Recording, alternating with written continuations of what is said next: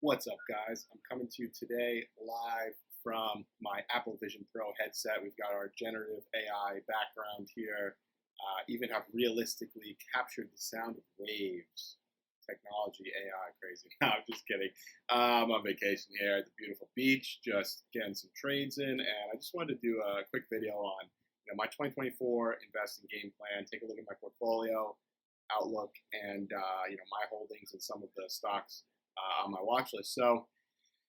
You know, uh, so I just want to start with this chart here, which we shouted out in February in our community Discord. You can check that out at the link to my Substack in the description below if you're interested in joining the community. It seems to be playing out now. We've got this March sell-off seeming to start happening in a few stocks, like we saw this week, Tesla tanking, but we didn't really get much of a sell-off in February, but maybe March, it seems like something's happening right now. We'll have to see if history is any guide. We could continue to see a short-term pullback, nothing crazy. I'm not expecting a crash or a massive correction, but with how much the market has been ripping, a short-term weakness probably wouldn't be the worst thing. But even with the dip, historically speaking at least, the rest of the year the market is probably going to rip higher. That's just what tends to happen with the seasonality here of election years. But at the same time, looking at this world of volatile year is not going to surprise me. But if history is any guide, to just give us one extra data point. So my top holdings in the portfolio. Number one, Tesla. Of course, you all know I'm definitely still bullish on Tesla long term. However, I'm definitely less so in the short term. I think 2024 is shaping up to be another extremely challenging year for the auto market, especially EVs. This is a very tough market. Rivian just reported. It didn't sound good, thus the massive Rivian sell-off we saw the last couple of weeks. And Tesla reported back in January, similar negative sentiment for the short term. Stock is down 30% since its recent high in last December, and Tesla's down 55% since its all-time high in November 2021. Obviously, that market was a bit of a bubble, but I think Tesla is an incredible company, massive long-term potential. And if it wasn't already the biggest position in my portfolio, I would definitely look to start dollar cost averaging in here and buy substantially more if it continued to drop. Since it's already the biggest position in my portfolio, trying to exercise some level of responsibility here and not go full ape. But if it keeps dropping, I will definitely have to start buying more. But Tesla has definitely been, frustrating. I won't lie. It's down in the last 3 years. While many other companies are up tremendously, it's challenging to deal with that. But I am staying invested for the long term. I'm just not going to pretend that it's easy. It is constant war. It's a constant battle. But, that's the price you pay for long-term investing here. I think it'll work out in the next 5-10 years, but short-term, I'm just not expecting much. So it's kind of bow tie that position. I don't think 2024 is going to be a good year for the auto market. We're seeing these issues from high interest rates, all these macroeconomic issues. Despite what they tell us, inflation coming down, it's still up like 30% in the last 3 years. My car insurance just went up 25%. Explain that to me, please.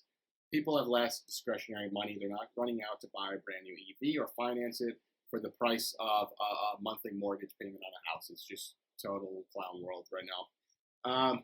So I think that you're going to continue to see these massive headwinds, and I think it's worse for EVs versus gas cars because most of them at the end of the day are much more expensive. So auto cyclical industry doesn't seem like we're getting rate cuts as quickly as was hoped. Inflation's sticking around, and you're even seeing energy prices kind of creeping back up, which definitely is not going to help. So number two, this is my second largest position, quite the opposite sentiment of Tesla in the short term. It is Amazon, and all signs are pointing toward Amazon being much higher over the next 1 to 2 years. They're crushing it. I really don't think this is a company you can go wrong with. I'd say it's a more conservative investment than Tesla. Tesla may have more upside, but definitely more risk. Whereas Amazon has plenty of upside left too. Nobody can compete with them. The company has won capitalism. I don't need to go into it. I've made several articles, videos on Amazon you guys can check out. But they're going to continue to grow revenue. They're going to continue to increase the bottom line. And with the sheer amount of revenue they're bringing in, over $500 billion, close to $600 billion, they're going to be the first company to bring in $1 trillion of revenue, mark my words. So marginal increases in efficiency are going to have a massive downstream effect, which you're starting to see. Just increasing efficiency even slightly creates billions of dollars of free cash flow. Which, speaking of cash, brings us to our third position here. I also am keeping a substantial amount of cash on the side. It's been nice earning 5% interest on my cash, that's for sure, with the higher interest rates here.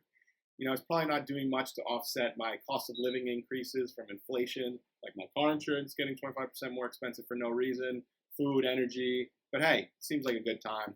And I do also keep a large cash position to kind of as collateral for my options trading strategy, which I use to earn monthly income. I share every trade in our Discord community. And so here's a screenshot of all of the options trades that I've made in the month of March here, not even a week in, that have enabled me to make $1,073.78. I've shared all of these trades in the Discord community. They get immediate access in real time. As soon as I place these trades, I'm sharing them. Again, check out our community if you're interested. Link to my Substack in the description below. You can sign up for it through that. Now, here are some of my other notable positions and some stocks to watch. Obviously, we've got Symbotic. Again, made many videos, articles, content on it. It's been very interesting. It's a warehouse automation play. And in my most recent video, which I probably should make a full video on this, which maybe I will, I outlined my concern that the company keeps issuing more shares and diluting shareholders. Sure enough, I called this out in my last article and video. Not a week later, they issued 10 million more shares. The stock has since dropped 20%. This is another company, I think, with massive long-term potential, but in the short term, I'm not expecting much, and it is a little speculative. So yeah, I think that, maybe if it keeps dropping, you could see some opportunities to get in there. Bring us to our next play, Rivian. Despite point number one that I made earlier with Tesla in the auto market, I do have a small position in Rivian as well. I do think this is the second greatest auto company to Tesla. There's a big gap, believe me. Tesla's up here, Rivian's way down here somewhere. It's a big lead, a big gap between first and second place. And Rivian, I think it's a great company. It'll do well if they can just stave off bankruptcy over the next 1 to 2 years. They have a lot going for them. Again, this might deserve its own video too at some point. Amazon owns 18% of the company. Rivian sells electric commercial vans to Amazon, and it's now starting to sell them to other companies as well. They recently announced a deal with AT&T. This is where I see a lot of potential with Rivian. Again, I think it's the second best EV maker, and I'm very intrigued specifically with the electric van for commercial business segment, because nobody else is doing that. So Rivian, definitely a very small position in my portfolio, but we'll see what happens there. Let's go to Celsius next, which this has been my best performer in the last few weeks. Sorry, we got some ATVs on the beach here. Celsius really got me intrigued. Well, first of all, I bought Celsius a couple weeks ago. Again, shouted it out to the community in Discord. It's up 25% since I bought my shares. Now, I got very intrigued with Celsius when I started to notice many people drinking their energy drinks at the gym. And I'd never really seen that before. And I'd never seen so many women drinking them too, right? Usually Red Bull, Monster, these types of drinks appeal to men. Literally like 90% plus of their customer base is men, where Celsius is a 50-50 split. So they made it appealing to both men and women. Again, did a deep dive on this company. You can check out my last video on it and my article on Substack. So I bought in. The opportunities really are everywhere around us. They're hiding in plain sight. You need only open your eyes and maybe spend a little less time on the phone to see them. But Celsius, again, did a deep dive, so I won't go super in depth there. They make energy drinks, and I think it's a very interesting investment. And then we'll go to my watch list. I have a couple more conservative dividend players I think have upside. We got the XLE Energy ETF, basically just owns a bunch of oil stocks, which has proven to be a good hedge, it seems, these past few years. Pays a nice dividend around 3.5%. And, as you see a stock like Tesla goes down, it always seems to be moving in the opposite direction. So I think it could be a good hedge. Either way, oil's not going anywhere. You collect a nice dividend. That's a company I've been selling, or an ETF, I should say, I've been selling puts on as well, been shouting those out in the community. And, as I watch a Tesla-like stock, as I watch a stock like Tesla go down, it seems to always move in the opposite direction. Despite what they tell us, oil's not going anywhere anytime soon. It's essential to our society, which that was a tough pill to swallow. I'm also interested in Verizon with a nearly 7% dividend yield. Seems like a stock to just tuck away and collect the high dividend while the stock pushes higher. Another 20-30% would get it back to its all-time highs. It definitely seems to have bottomed. So that's one on my watch list. I'm going to have to, maybe look into a little more, see if I want to start a position. There's also this company, Sweetgreen.